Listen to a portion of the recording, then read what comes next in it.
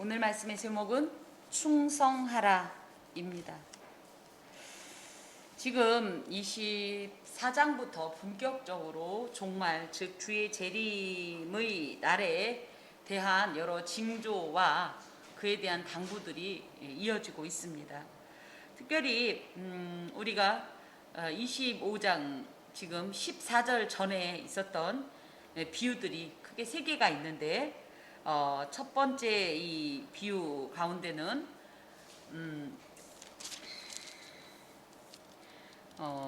무화과나무 비유에서는 철저한 준비로서 주의 재림을 대비해야 된다. 그리고 또 종들 비유에서는 소명에 대한 성실과 충성됨으로 대비해야 된다. 또 25장 1절의 열처녀 비유에서는 무엇보다도 준비하라. 준비함으로 대비하라. 이런 말씀을 주십니다. 이것이 바로 종말을 대비하는 성도의 자세인데, 이들의 공통점은 뭐냐면 재림의 시점을 알지 못한다는 거고, 또 갑자기 오신다는 거고, 마지막 심판 때에 극명한 이 대비가 있을 거다. 그래서 누구는 주님과 더불어 즐거움을 누리는 자일 것이고, 누구는 쫓겨나 통곡하는 자로 영원하고 완벽하게 돌이킬 수 없는 분리가 일어날 것이라는 것이 동일한 강조의 말씀입니다. 그런 중에 이제 오늘도 또 말씀을 주시는데, 그 유명한 달란트 비유입니다. 이것을 달란트 비유라는 요 14절에서 30절로 딱 잘라서 이 말씀을 나누면 또 강조점이 다를 수 있겠지만, 오늘은 이 여전히 이 종말을 대비하는, 그 재림을 대비하는 성도의 자세라는 이런 문맥에 맞추어 또 하나님의 말씀을 상고할 땐 또 각별한 하나님의 은혜가 있을 줄로 믿습니다. 그래서 그렇게 살펴보도록 합니다. 자, 15절부터 14절까지는 이 달란트 비유에 대한 서론인데요. 어떤 사람이 타국에 갈 때 그 종들을 불러 자기 소유를 맡김과 같으니, 그래서 이것은 고대의 아주 이 보편적인 풍습입니다. 아주 일반적인 풍습으로 내가 어떤 아주 귀족이나 왕족 등이 타국에 가게 되면 이것을 그냥 두지 않고 이것에 대한 어떤 그 자기가 부재 시에도 수확이 있을 것을 기대하면서 그것을 다른 사람한테 맡긴다는 거예요. 믿을 만한 사람한테. 이 말씀을 또 우리 현재 신앙의 어떤 관점으로 이해해 보면 어떤 사람은 예수 그리스도가 되겠습니다. 주님께서 타국에 갈 때 하면 지금 승천하신 상황이고요. 그때 당신의 종들인 제자들, 또 우리들을 불러서 자기 소유를 맡긴다 할 때, 이 소유는 무엇이냐 하면 주님의 이제 사명을 말해요. 이 주님의 사명이 결론적으로는 우리 마태복음 28장 19에서 20절 내지는 16에서 20절의 이 내용입니다. 그래서 온 세계 만국에 주의 복음을 전파하는 것인데, 이것을 당신이 당신의 제자들에게 계승함으로써 우리에게 이제 이 사명이 남겨진 거예요. 맡겨진 게 되겠습니다. 무엇보다 아까도 말씀드렸듯이 주인이 이렇게 이 소유를 맡기는 것, 15절에도 이제 나오는데, 소유를 맡기는 것, 또 그 소유를 맡기기 위해서 또 각자의 이 재능을 살피고, 여기서 우리가 달란트라고 할 땐 이 문맥에서는 어떤 하나의 그러니까 이 물질이죠. 재화이지만 우리에게는 일종의 하나님의 은사라고 얘기한다면, 그것을 우리에게 맡기시는 이유가 뭘까 할 때, 그것은 재산을 증식하기 위함인 것처럼 하나님께서도 우리에게 사명을 맡기신 이유가 하나님의 이 명령을 통해서 하나님의 어떤 목적인, 그죠? 온 세계에 주의 복음을 전하고 모든 이로 주의 이 제자를 삼는 이 일들을 마음에 두시고 이런 일을 맡기신다라는 거예요. 이때 당시에 이제 원칙은 뭐냐면 원금만 회수하는 거예요. 놀랍죠? 그리고 이자는 뭐냐면 그걸 잘 관리한 사람에게 줍니다. 그래서 이것이 또 우리하고 또 연결을 지어보면, 하나님께서 우리에게 이 달란트를 통해서 하나님의 사명을 맡길 땐 그냥 우리 보고 혼자 하라고 하는 게 아니에요. 성령을 통해서 은사를 주시고, 그리고 나서 그 일을 감당하도록 성령께서 주체가 되어서 우리를 인도하십니다. 그러고 나면 그 원금이라고 어떻게 보면 얘기할 수 있는, 하나님께서 주신 것들은 하나님이 취하시지만 하나님이 주신 것으로 인해서 우리가 이룬 것들에 대해서는 하나님께서 반드시 상급으로 갚아주신다는 이 원리가 통하게 됩니다. 그래서 한 사람에겐 금 5달란트, 또 한 사람에겐 2달란트, 한 사람에게는 또 1달란트를 이렇게 주시는데, 이것은 그 기준이 있어요. 뭐 어떻게 주냐면 각각 그 재능대로. 그래서 이거는 주인의 일방적인 평가입니다.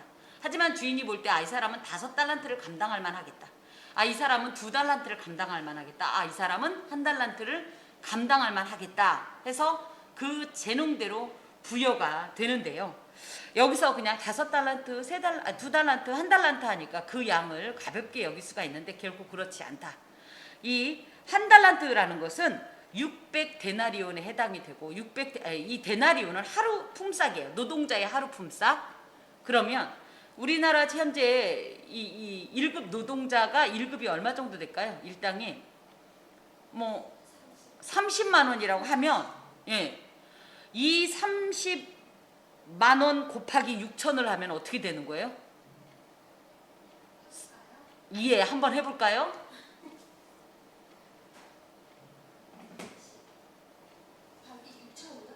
30 곱하기 6천 18억. 이게 1달란트라고. 그 당시에는 금 34kg라고 했는데 18억이 1달란트예요. 지금 만약에 1급 그 노동자의 어떤 이걸로 환산해 볼 때 사실은 결코 적지 않은 것인데, 주인에게 있어서 중요한 것은 어찌됐든 각각 그 재능대로, 그래서 그것을 감당할 만한 재능대로. 그래서 하나님께서 어떤 은사를 주신 이유는 그걸 내 목적으로 쓰라고 주신 것이 아니다.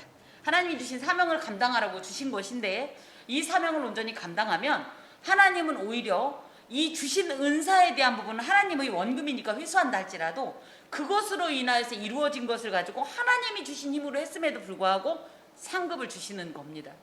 결코 이 은사가 가볍지 않다라는 거예요. 아주 특별하고 또 신적인 어떤 능력을 함께 가지고 있는 경우가 많기 때문에 이 하나님이 주신 은사로 주의 사명을 감당하는 것은 아주 독특한 영광이기도 한 부분입니다. 이제 이렇게 해서 종들에게 달란트를 지급하고 자신은 자신의 볼일을 보러 떠났는데, 그 이후에 종들이 이제 하는 행동이 18절까지 기록되어 있는데, 16절 5달란트 받은 자는 바로 가서 그것으로 장사하여 또 5달란트를 남기고 2달란트 받은 자도 그같이 하여 또 2달란트를 남겼다. 그래서 5달란트와 2달란트 받은 자들의 특징이 뭐냐면, 여기서 보면 바로 가서여서 하나님께서 주신 사명을 미루지 않고 묵혀두지 않고 지연시키지 않고 바로 또 적극적으로 수행한다는 뜻이고요. 그랬더니 또 어떤 일이 있냐면 5달란트를 남기고, 그래서 원금만큼 이자가 내지는 그 보상이 그 원금만큼 나오는 이런 독특한 경우인데, 사실 우리가 5,000원 투자했더니 5,000원 나온다 그러면 이거 대단한 일이지 않습니까? 대단한 이 사람들도 노력과 함께 실력자였던 것 같아요. 그래서 그렇게 이제 남겼다는 것은 주인이 이걸 원했어요. 주인이 이럴 거라고 기대했어요. 그랬더니 놀랍게도 이 사람들이 그렇게 적극적으로 이 사명을 감당해서 실제적으로 주인이 요구하는 대로 이 결과를 나눈 것을, 거둬들인 것을 의미합니다. 이렇게 했는데 뜻밖의 또 이 존재가 있어요. 1달란트 받은 자입니다. 이 사람은 가긴 갔는데 뭘 했냐면, 바로 가서 장사한 것이 아니라 그것을 땅을 파고 그 도인의 주는 돈을 감추어 두는 행동을 합니다. 저희로서는 땅을 파고 이 돈을 감춘다는 것이 어떤 것인지 좀 가늠이 안 갈 수도 있지만, 그 당시에는 워낙 치안이 완전하지 않았기 때문에 이런 그 도둑질을 당하거나, 또 그때 당시는 워낙 부족 간의 전쟁도 많고 그래서 전란이나 외적의 침투를 대비해서 이런 일들을 많이 했었는데, 결국은 이 사람이 그 행동을 했다는 거예요. 근데 알고 보면 지금은 전시가 아니잖아요. 그럼에도 불구하고 그때는 도무지 어떻게 할 수 없으니까 땅이라도 파고 묻어두어서 원금이라도 보존하려고 했다면 지금 현재 한 달란트가 이런 행동을 한 때는 그런 때가 아님에도 불구하고 한 달란트 받은 자가 이런 행동을 했습니다. 왜 이런 행동을 했을까 볼 때 나중에 이제 밝혀지는 건데, 이 한 달란트 받은 이 사람은 주인에 대한 섭섭함이 있지 않았는가? 왜냐면 왜 저 사람은 5달란트 줘? 왜 저 사람은 2달란트 줘? 그리고 왜 난 겨우 1달란트지? 어찌 보면 이 주인은 평소에 이 사람들이 하는 행동을 보고 당신은 이렇게 감당할 만 하겠다라고 해서 줬음에도 불구하고 그걸 받은 사람 입장에서는 마치 그것이 자신에 대한, 그런데 정말 나로서는 도저히 감당할 수 없는 이 양이 있는데, 그릇에 양이 있는데 이것보다 넘치게 주는 것도 감당하기 어렵단 말이에요. 그런데 이 자신의 주제는 살피지 않고 어떻게 보면 그렇게 아주 세밀하게 아주 그리고 적절하게 이렇게 그 지급한 달란트에 대한 불만이 있지 않았는가. 그리고 나중에 변명하기를 자기가 이유는커녕 원금마저 손실을 입힐까봐 못했다, 이런 얘기를 하는데, 그래서 거기서 나아가 보면 만약에 원금에 이렇게 손실을 입혔다 그러면 결론은 뭐예요? 내가 내 돈으로 메꾸어줘야 하니까 자신에게 어떤 손해가 있을까봐 이런 생각으로, 그래서 굉장히 소극적이다 못해서 전혀 주인의 기대와 어떤 요구는 생각지 않고 자신의 입장에서만 이렇게 이 달란트를 지급받은 것을 해석하고 행동을 했다라는 말입니다. 이것은 주인의 기대에 매우 어긋나는 행동으로서 어리석은 행동이죠. 그러면 이제 저희로서 얘기를 해보자고요. 했는데 만약에 우리가 예상했던 노력했던 결과대로 안 나오면 어떡할까요? 우리가 하나님을 신뢰해야 합니다. 우리 하나님은 누구시냐? 우리 하나님은 사람처럼 결과만 보는 분이 아니라는 거예요. 비록 결과는 조금 애초에 기대했던 것 난 미치지 못했다 할지라도 하나님은 중요한 건 항상 그 동기가 얼마나 선한지, 그 과정이 얼마나 신실했는지를 보시기 때문에 우리가 너무 결과 위주로 가지 말자는 거죠. 하나님은 우리 중심을 보시는 분인데 우리가 외모를 보니까 자꾸 하나님도 외모를 보시는 분인 줄 알고 우리의 중심을 몰라줄 줄 알고, 그런데 그렇지 않은 분이라는 거예요. 오늘날 성도들도 이러한 한 달란트 가진 자의 어리석음처럼 자기가 받은 사명이나 은사, 재능 등을 타인의 것과 때로는 비교하지 않는가. 나도 저런 거 있으면 좋겠다. 나도 저런 거 하고 싶다. 그런데 중요한 건 뭐냐? 각각 그 재능대로, 그래서 하나님께서 사명에 맞게 또 그의 성향에 맞게 주신 어떤 이 은사를 저희가 결코 비교하지 말아야겠다. 또 그렇게 비교하다 보니까 상대적 빈곤감이 생겨서 그것을 저 사람의 저 대단한 거에 비하면 나는 아무것도 아니야.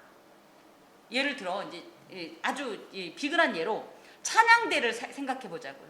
찬양대에 가면 솔리스트들은 얼마나 뛰어납니까? 그 재능이, 그쵸? 그분들이 막 하는 것을 보면 난 왜 저런 걸 못할까? 왜 저런 소리를 못 낼까? 싶어서 만약에 이 코러스들이 입을 멈춘다면 이건 절대 하나님의 영광을 드러내는 찬양대로서의 사명을 감당을 못하는 겁니다. 그는 그대로 나의 높이대로, 나의 넓이대로, 나의 크기대로 이렇게 감당을 해야 되는데 그러지 않다 보면 적극적으로 활용하지 않고 묻어버린다는 거예요. 그래서 놀라운 것은 이러다 보니까 어떻게 되냐, 뭐든지 쓰면 계속 그것이 발전이 되는데 안 쓰면 어떻게 돼요? 퇴화가 돼버리고 나중에는 오히려 그것을 잃어버리게 되죠. 우리에게 주어진 달란트를 결코 소홀히 보지 말자, 가볍게 보지 말자, 작게 보지 말자. 또 한 가지, 이 달란트를 하나님의 나라에 요긴하게 사용하시려고 주신 거기 때문에 이 달란트가 내가 보기에는 어떠하든지 하나님 앞에서 충성을 다하자, 최선을 다하자.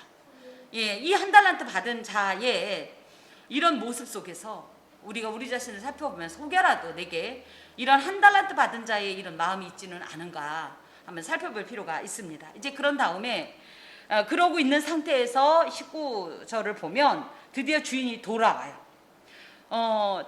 그 돌아오는데 오랜 후에 돌아와요. 그래서 이 말씀은 계속적으로 24장 48절, 25장 5절 등에 된 대로 신랑이 생각보다 더디 오고, 그죠? 주인도 늦게 올 것 같다라고 생각을 했고, 이런 식으로 해서 아마 일반인들이 예상하는 것보다, 특히 여기에서 예수님이 말씀하신 대상이 제자이기 때문에 제자들이 예상했던 것보다 늦은 시간에 올 수 있다라는 거죠. 기다리는 사람 입장에서는 이것이 너무 늦어질 수 있을지 모르지만 지난주에도 함께 나눈 대로 하나님께서는 그 시간을 더 줌으로 해서 특히 이 한 달란트 받은 자에게는 한 번 더 기회의 어떤 시간을 주신 거라는 거예요. 그리고 처음엔 그런 마음을 먹었더라도 시간이 길면 사람 마음이 좀 바뀌잖아요. 그래서 아유, 내가 이럴 것이 아니라 해보자, 이런 마음을 가질 수 있는 충분한 시간을 주셨다는 거죠. 그런데 이제 또 여기서 오랜 후에 그렇게 충분한 시간을 준 다음에 그 종들의 주인이 돌아온다. 그래서 아까도 말씀드린 것처럼 이 예상보다 늦을지는 몰라도 반드시 돌아온다. 예수님도 늦을지 몰라도 반드시 돌아오신다. 예, 반드시 돌아오신다. 그 다음에 또 세 번째 또 교훈이 뭐냐면, 그리고 나서 뭐 한다? 반드시 결산하신다. 결산이란 말은 회개를 말해요. 회개는 오전의 그 슈보와는 다른, 회개와는 아닌 다른 회개, 심판을 말하는데, 이 심판은 고린도후서 5장 10절 등에 보면 각 사람의 행한 대로 갚으신다. 그래서 그 사람이 하나님께서 맡기신 어떤 사명을 얼마나 감당했느냐에 따라서 심판의 결과가 달라진다. 예를 들어 이 한 달란트 받은 자가 5달란트만 바라볼 것이 아니라 한 달란트만 생각해서 열심히 했으면 이 사람도 동일한 하나님 앞에, 이 주인 앞에 상급과 평가와 칭찬을 받을 수 있었을 텐데, 그 귀한 교훈이 지금 19절에 있습니다. 그래서 생각보다 더디 오신다. 하지만 반드시 돌아온다. 그리고 나서는 또 더 무서운 결산이 있다. 자, 20절부터 23절까지 이제 드디어 방금 전까지는 그냥 그 두 달란트와 5달란트 받은 자와 한 달란트 받은 자의 어떤, 그죠? 이 별다른 어떤 게 없어요. 그냥 그 상태만을 설명했다면, 이제 주인 앞에서 이들은 극명한 어떤 이런 입장 차이를 보이게 됩니다. 5달란트 받은 자가 5달란트를 더 가지고 와서, 그러니까 5달란트의 원금과 이자 5달란트를 가지고 와서 그야말로 이 장사하여 남긴 이윤 5달란트를 가지고 와서, 주인이여 내게 5달란트를 주셨는데 보소서 내가 또 5달란트를 남겼나이다. 여기에서 이 말을 할 때 5달란트 받은 자의 마음은 어떤 마음이었을까요? 기쁘고 즐겁고 자랑스럽고 뿌듯하고 얼마나 당당하고, 이 사람은 빨리 주인이 오기를 기다렸겠죠. 내가 한 일이 너무너무 기쁘고 주인이 이것을 원했을 텐데 내가 그것을 충족을 시켰다는 생각이 얼마나 기쁨으로 기다렸겠습니까? 주인의 기대에 어긋나지 않게 이윤을 남긴 자의 당당함이 있었을 거고요. 이 주인이 오는 날이 두려웠겠습니까? 아니면 간절히 기다림이 있었겠습니까? 그렇습니다. 두려움이 없이 간절한 기다림과 함께 아주 자랑스럽고 뿌듯한 마음이 있었을 것이고, 거기에 특히 여기에 보면 주인이여 내게 5달란트를 주셨는데 라는 표현에는 이 이윤으로 남긴 5달란트는 원래 내가 할 수 있는 능력이 아니었습니다. 내 부분이 아니었는데, 당신이 준 이 5달란트 덕에 이 5달란트가 가능했기 때문에 이 모든 영광과 존귀와, 그래서 이 모든 공로는 바로 당신에게 있습니다. 당신이 나에게 5달란트를 빌려줬기에 가능했습니다. 이런 그야말로 겸허하고 또 바람직한 종의 이런 어떤 태도를 가지고 모든 공로를 주인에게 돌리고 있는 모습입니다. 우리가 하나님 앞에서 참으로 하나님께서 우리에게 설령 한 달란트를 맡겼을지라도 우리가 최선을 다해서 얼마가 되든지 간에 이 이윤을 남기고 나면 우리는 그 주님 오신 날이 두려움의 날이 아니라는 거죠. 기대의 날이요, 소망의 날이요. 그러면서 이 주님을 만나서 빨리 이것을 말씀드리고 싶은 날이 되지 않겠습니까? 그리고 무엇보다도 우리가 그랬을 때 내가 이거 했다고가 아니라 모든 것이 주의 은혜로서 된 것을 고백하게 되는 것입니다. 자, 그렇게 5달란트 받은 자가 말을 했더니 주인이 이르되 잘하였도다 착하고 충성된 종아. 그래서 잘하였도다 이제 칭찬하면서 착하다, 뜻밖이죠. 뭐 이게 착하다는 표현이 우리 생각엔 착할 선자만 생각하는데, 이 착하다 아가도스라는 말은 탁월하고 우수하다는 뜻을 가지고 있다고 해요. 탁월하고 우수하고 또 유용하고 쓸모 있으며 올바르고 정직하다. 그래서 와우, 이 칭찬인 겁니다. 와우, 당신은 아주 이런 일을 하는 데 있어서 뛰어난 존재군요. 우수한 인재군요. 이런 표현이라고 해요. 사람에게 있어서 자기의 능력을 인정받는다는 것은, 그것을 알아주는 사람이, 알아주는 존재가 있다는 것은 큰 기쁨이 되겠습니다. 주인은 이 사람이, 이 주인이 굉장히 인격적인 존재인 것이, 그저 원금 회수했고 또 그 이자에 대한 것을 그냥 잘했다 정도만 해도 되는데, 이 사람이 그 받고 싶었던 어떤 칭찬을 정확하게 겨냥해서 해주는 이런 모습입니다. 우리 주님이 이런 분이셔요. 그래서 우리가 무엇을 원하는지, 무엇이 우리를 그야말로 기쁘게 하는지, 온전하고 건강한 기쁨 말이에요. 그것을 아십니다. 그래서 그것으로 우리를 칭찬해 주세요. 물론 하나님이 해주시는 모든 말이 진리이고 온전한 어떤 기쁨의 어떤 음성이겠지만, 저는 하나님께 아우 제라나 너는 어쩜 이렇게 이목구비가 이쁘니 라는 이런 칭찬보다는 너는 참 능력 있구나, 너는 참 노력하는 아이구나, 이것이 오히려 제 마음을 알아주는 말씀이세요. 우리 집사님은 어떤 말씀을 하나님이 해주시면 기쁠 것 같아요?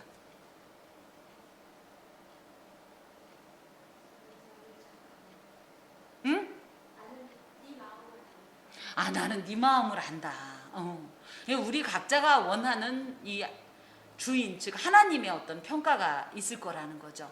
그래서 이 달란트를 감당했던 이 5달란트, 물론 이제 2달란트도 그렇지만 자기가 얼마나 유능한지를 알아주는 주인에 대해서 정말 앞으로 더한 충성과 헌신을 하지 않겠습니까? 그러면서 잘하였다 착하고 충성된 종아.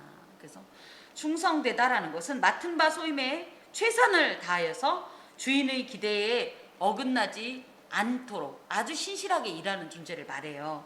그래서 이렇게 주인이 칭찬을 한 것은 많은 양의 이윤을 남겨서가 아니라 주인의 기대에 합당하게 생활하려고 이렇게 적극적으로 노력한 그 부분을 지금 칭찬하고 있는 겁니다. 그랬더니 주인이 말하기를 충성된 조가 내가 적은 일에 충성하였음에, 이 적은 일이라는 것은 지금 이 자체가 적다는 것이 아니라 앞으로 주인이 이 종이 행했던 일에 대한 상급을 주는 것에 비하면, 이 상급에 비하면 이 종이 했던 일은 지극히 작은 거라는 거예요. 근데 그 주인이 주는 즐거움이 뭐냐면, 이 상급이 뭐냐면 내 주인의 즐거움에 참여할지어다.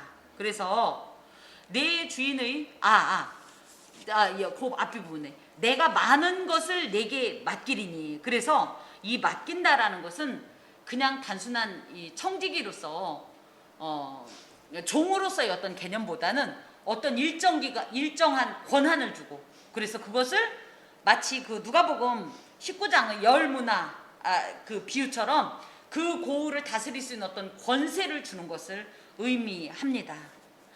그리고 그런 어떤 권세뿐만 아니라 내 주인의 즐거움에 참여할 거다. 이 주인의 즐거움은 뭐냐 할 때 예수님의 즐거움은 무엇이었을까요? 예수님은 언제가 제일 행복할 것 같아요? 죽음 이후?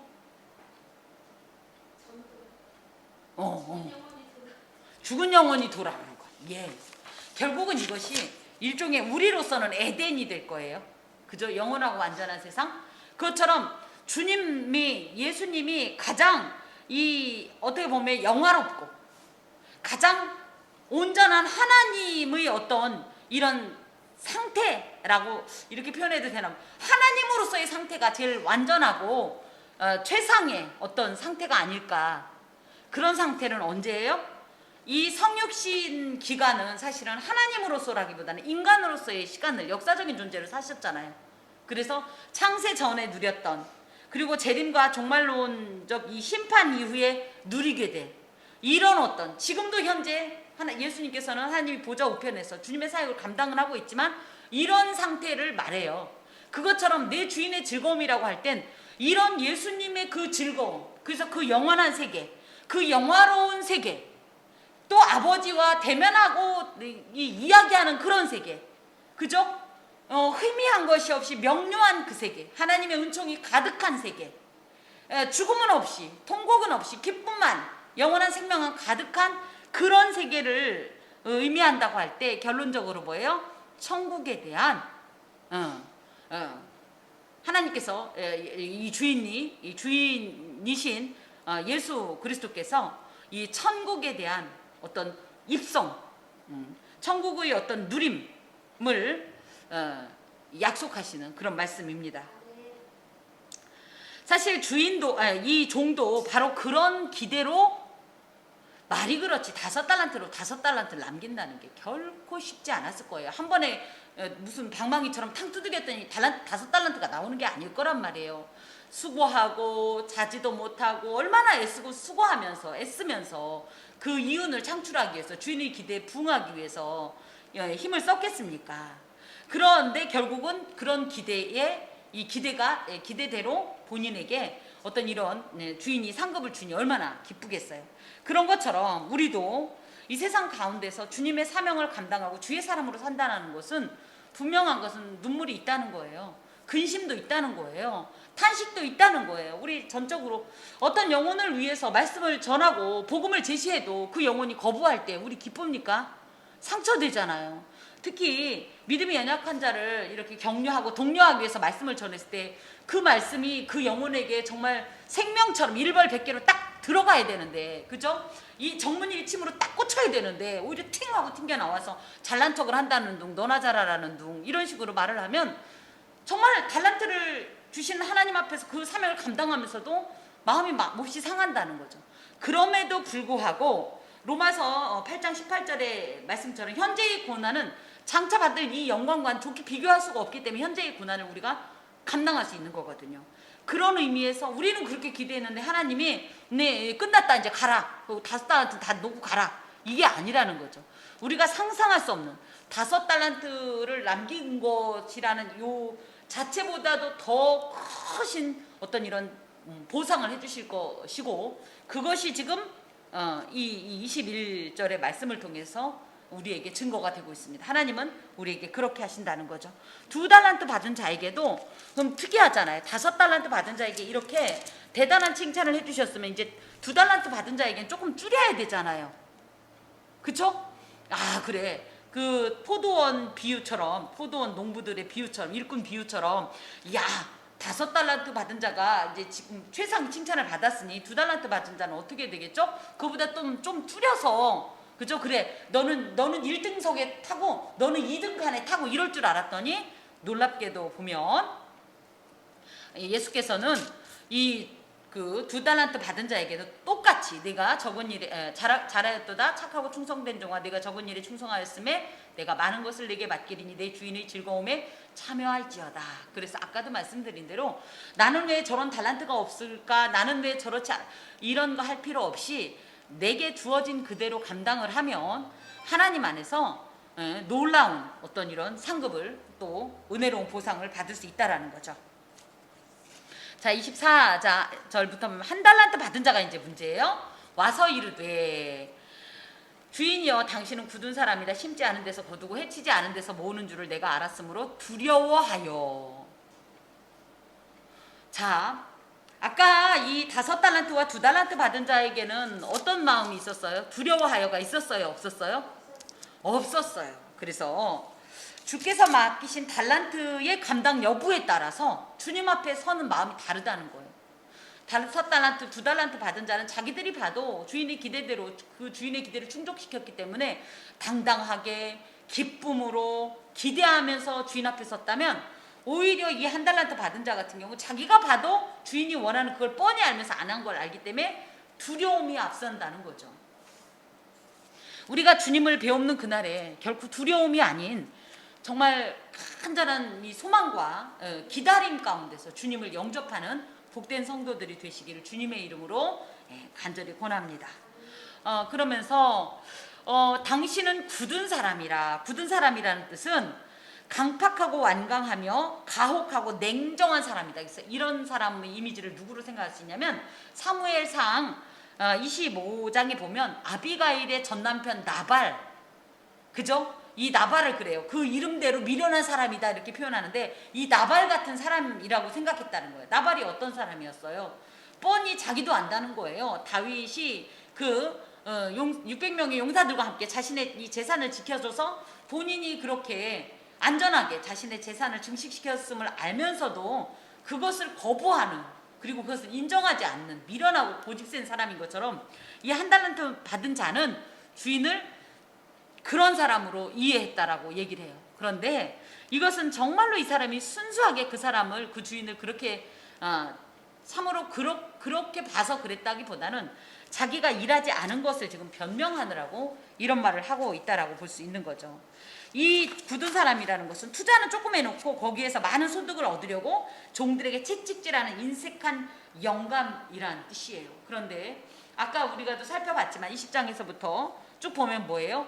오히려 이 주인은 이 5달란트나 2달란트나 1달란트나 이 사람을 뭘 믿고 그렇게 거액을 넘겨줍니까? 그 정도로 도리어 신뢰하는 사람이고 또 기회를 주는 사람이라는 거죠. 자, 이런 경향들이 사실은 우리 안에도 있어요. 우리도 어떻게, 나는 어떻게 할 수 없다, 나는 어쩔 수 없다, 나는 원래 이런 사람이다, 내가 해서 뭐 하겠어, 이렇게 하면서 자기의 적은 능력을 더 이상 가지고 뭘 할 수 없다라고 자포자기하고, 또 이것을 부지런히 발전시키고 개발시켜서 무언가 결실을 맺으려고 하는 어떤 마음을 포기하면서 도리어 나에게 이런 상황을 주는 하늘을 원망하는 사람들이 있다라는 거죠. 바로 이런 사람들이 1달란트 받은 자가 당신은 굳은 사람이라 라고 하는 것처럼 자기 할 도리는 제대로 하지 못하면서 오히려 그것을 가지고 하늘을 원망하는 어떤 이런 계기로 삼는 이런 미련한 사람입니다. 심지 않은 데서 거두고 해치지 않은 데서 모은다. 이거는 히브리적 속담인데요. 특히 심지도 않고 마치 심은 것처럼 뺏고 이런 뜻이에요. 이 주인이 그런 사람이라는 거예요. 또 해치지 않고 모은다라는 얘기는 이 해친다는 것은 이렇게 알곡을 얻기 위해서 이렇게 키질하듯이 이런 걸 하고서 알곡을 모아야 되는데 그렇지 않고 그냥 일방적으로 걷어들이는 이런 사람이라는 거죠. 그래서 이 투자도 하지 않고 불로소득을 얻어보려는 사람이라고 주인을 아주 나쁘게 지금 평가하고 있습니다. 그래서 이제 당신의 달란트를 땅에 감추어 두었나이다. 보소서 당신의 것을 가지셨나이다. 특히 이 24절에 보니까 그런 사람인 줄을 내가 알았으므로 내가 옛날부터 당신을 보니까 그런 사람이 이더이다 이래가면서 자신의 편견에 의해서 주인을 이렇게 옳지 못하게 판단하는 이런 모습, 그래서 내가 이런 행동을 했습니다 하고 계속적으로 자기 변명으로 일관하는 모습입니다. 그래 이 말이 뭐냐면 보소서 당신의 것을 가지셨나이다. 이 말은 본전 손실이 없으니까 이제 됐죠? 이런 뜻이라고 해요. 즉 우리도 그렇다는 거예요. 하나님 뭐 우리가 이런 거 안 한다고 하나님 뭐 손해볼 거 있어요? 하나님 손해 없잖아요. 같은 마음이라는 거죠. 내가 뭐 안 하는 게 무슨 상관이에요? 아니라는 거예요.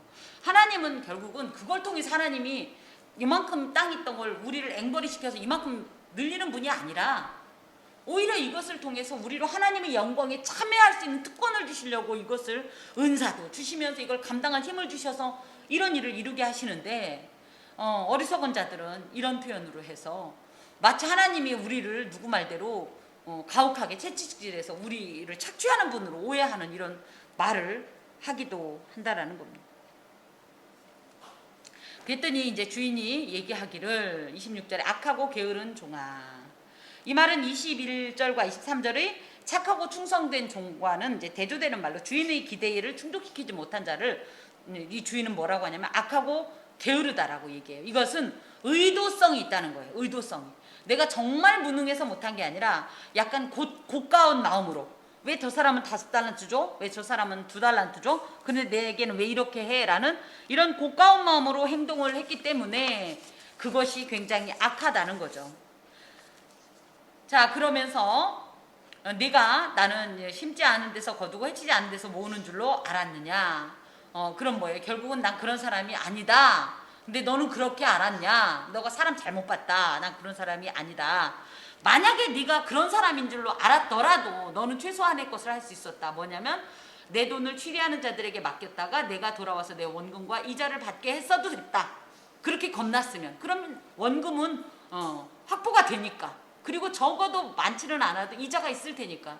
근데 이게 이자가 결코 적지가 않은 것이 그 당시에 연리가 8%에서 많게는 48%까지였대요. 그러니까 맡겨만 뒀어도 오랜 시간 동안에 이 이자가 붙을 것 같으면 충분했었단 얘기죠. 이렇게 시도도 안 하고서 이제 와가지고 한 달란트를 주면서 나를 그런 식으로 평가하는 이 종에게 주인은 결코 칭찬이나 상급을 줄 수가 없는 것입니다. 자, 그러면서 그에게서 그 한 달란트를 빼앗아 10달란트 가진 자에게 주라. 빼앗으라. 이것은 목적이 있어서 맡겼으나 목적을 이루지 못했기 때문에, 그쵸. 그리고 원래 그 달란트는 누구 거예요? 종의 것이 아니라 주인의 것이니까 빼앗아 버리는 거예요. 그래서 아까도 말씀드린 대로 만약에 우리가 하나님께서 주신 은사와 은혜를 적극적으로 활용하지 않으면 어떻게 돼요? 하나님이 그렇죠? 땅에 묻어둔 이 은사를 그저 둘 게 아니죠. 빼앗아 가는 거예요. 그것이 우리에겐 소멸이 됩니다.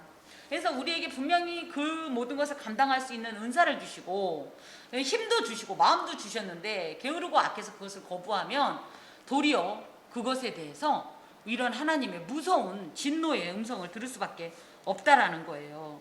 더하여서 이 빼앗아서 10달란트 가진 자에게 주라, 이 모습은요, 이 말은 10달란트 받은 자가 열심인 그것이 하나님께서 보시기에는 이 사람에게 맡기면 당연하죠. 저희 같아도 그렇지 않겠어요? 더한 어떤 나의 기대를 충족시킬 만한 행동을 하실 거다라는 어떤 기대 가운데 이것을 주실 것이고, 또 우리 이러죠. 내가 거부한 십자가는 그렇다고 이 십자가는 팽개쳐지는 게 아니라 누군가를 통해서 하나님의 일은 이루어지는 겁니다. 그래서 교회 일을 이렇게 좀 봉사해 달라고 했을 때 난 싫어요. 그러면 교회 일이 멈추는 게 아니라 놀랍게도 더 예비된 자가 있었고 그에게로 돌아가고 그 상급과 보상은 그에게로 돌아가는 거예요. 그래서 욕심으로 누구 말 맞다나 회개를 했더니 돈이 많이 벌린다는 이런 말도 안 되는 미신 같은 이런 게 아니라 하나님께서 맡겨주신 이런 어떤 달란트 사명이라면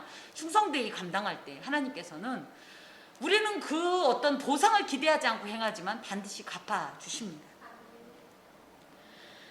그러면서 이 10달란트 받은 자의 입장에서는 어떤 입장이겠어요? 나는 지금 이것도 충분한데 그 한 달란트가 온다라는 것은 당연한 보상 외에 또 다른 기대치 않은 보상이 이렇게 충성되고 하나님 앞에서 이 선한 착한 종에게는 임한다는 거예요.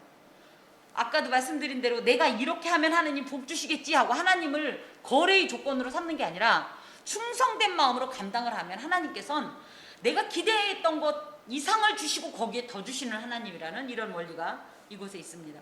무릇 있는 자는 받아 풍족하게 되고 없는 자는 그 있는 것까지 빼앗기리라. 이것이 이제 영적 원리인데요.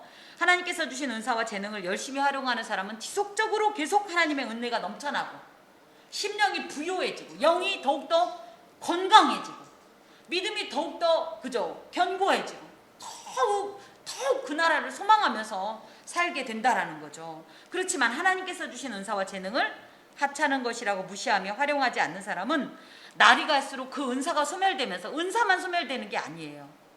누구 말대로 일하지 않으면요, 우리는 자연적으로 제자리에 있는 게 아니라 퇴보를 하게 됩니다. 영적인 것이 특히 그렇기 때문에 더 이상 영적인 일을 할 수 없을 뿐만 아니라 불건강한 영적 상태가 돼버려요. 교회는 은혜 받고 나 혼자만 딱딱딱 밥 먹고 가는 게 아니라 내가 은혜를 받았으면 그걸 가지고 수평적인 어떤 이런 교제를 통해서 또 섬김을 통해서 더 강화가 되고 견고해지는 거거든요. 근데 누구는 어때요? 나는 예배만 드릴 거예요. 그래서 그걸 원하는 분들이 개척교회 일만 타고 안 오는 거잖아요. 근데 이 시점에서 한번 여쭐까요? 집사님 원래 이제 엄청난 대형교회 다니셨는데 그 교회가 일이 많아요? 이 교회가 일이 더 많아요?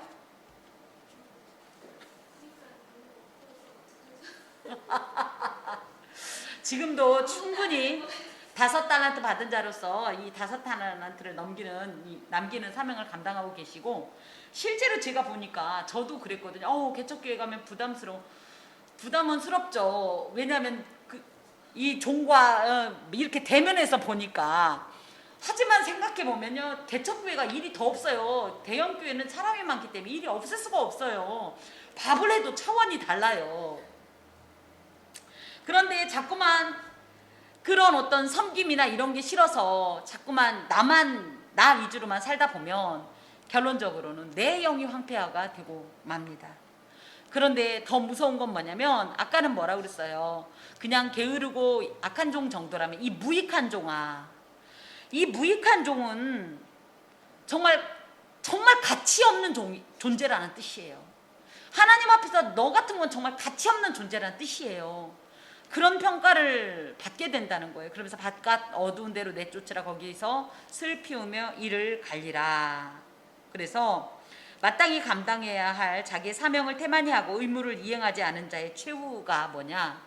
혼인잔치의 즐거움과 주인의 즐거움에 참여하러 들어가는 모습과는 대조적인 것으로 무익한 자들이 당하게 될 비참한 결과를 맞게 된다라는 겁니다.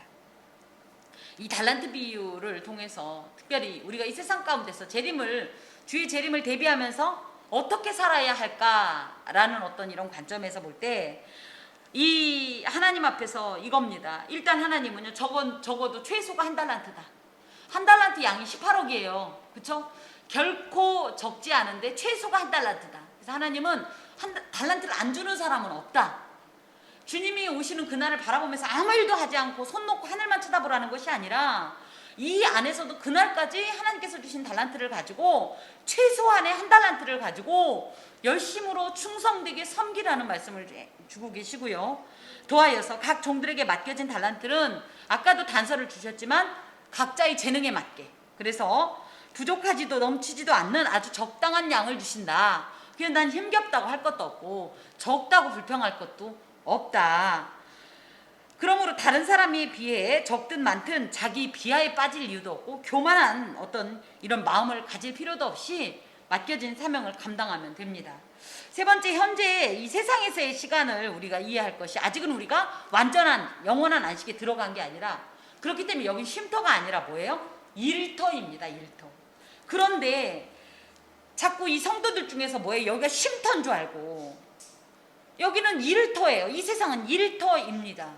그래서 멈출 것이 아니라, 땅에 묻을 것이 아니라 부지런히 적극적으로 이윤을 남기려고 세월을 아끼며 살아야 하겠습니다. 하나님 앞에 서는 그날 우리는 구체적인 결산을 하게 될 거예요. 그래서 시간, 또 열정, 동기, 과정, 이 모든 것에 대해서 하나님 앞에서 조목조목 이 질문을 받을 때 우리가 과연 그 앞에서 어떤 것으로 대답해야 될지 생각하게 됩니다. 보통은 이제 이 달란트 비유를 하게 되면 어떤 것에 집중하냐면 1달란트 받은 자에게 많이 집중을 하는데, 저는 2달란트와 5달란트 받은 자에게 집중하고 싶습니다. 하나님 앞에서 내가 1달란트 받은 자가 당한 일이 무서워서 이 일을 하겠다라는 것보다는, 이 2달란트나 5달란트 받은 자가 첫 번째 그 주인의 기대를 알아차리고 그 기대를 충족시키기 위해서 부지런히 일했다는 그런 모습. 그래서 우리도 주님의 기쁨이 되기 위해서 자발적인 어떤 헌신과 봉사, 하나님 앞에서의 섬김, 이 어떤 이 신앙적 행동이 있어야 되겠고, 또 이 달란트 받은 자애들이 이것이 내 능력입니다 하지 않는다는 거예요. 놀라운 일을 실제적으로 했음에도 불구하고 당신이 주신 달란트가 있었기에 가능했습니다. 그래서 나는 무능하고 무익한 자이나 주님의 은혜입니다. 이런 고백을 드리면서 하나님 앞에 이 일을 감당해야 되겠습니다. 특별히 우리에게 부여된 달란트를 묵혀두지 않고 적극적으로 이 달란트를 통하여서 하나님의 나라를 이루고 하나님의 거룩한 목적에 합당하게 그 열매를 거두는 삶을, 이 종말을 대비한 성도가 그 재림을 대비하면서 준비하면서 살아야 한다는 거예요. 그래서 우리 집사님 몇 주 전부터 그런 말씀하시는데, 비록 내일 오늘 내일 지구가 멸망한다, 종말이 온다 할지라도 우리에게 맡겨진 그 시간 동안은 끊임없이 주님께서 맡겨주신 사명을 감당하면서 하나님의 영광을 위하여 살아야 하겠습니다. 이것은 주님의 말씀입니다. 기도하겠습니다. 주님, 한 달란트 받은 자 때문에 무서워서 적어도 나는 한 달란트 받은 자처럼 되지 말아야지라는 결심보다는 나도 5달란트 받은 자로, 2달란트 받은 자로, 1달란트 받은 자로 주님의 영광을 위하여서 살겠노라는 귀한 결단을 가지고 한 주간도 주님의 이름과 그 영광을 영화롭게 하고 또 증거하면서 그 안에서 승리하면서 기쁨으로 살게 하여 주옵소서. 감사하고 예수 그리스도의 이름으로 기도하오며, 여호와는 내게 복을 주시고 너를 지키시기를 원하며, 여호와는 그의 얼굴을 내게 비추사 은혜 베푸시기를 원하며, 여호와는 그 얼굴을 내게로 향하여 드사 평강 주시기를 원하노라. 아멘.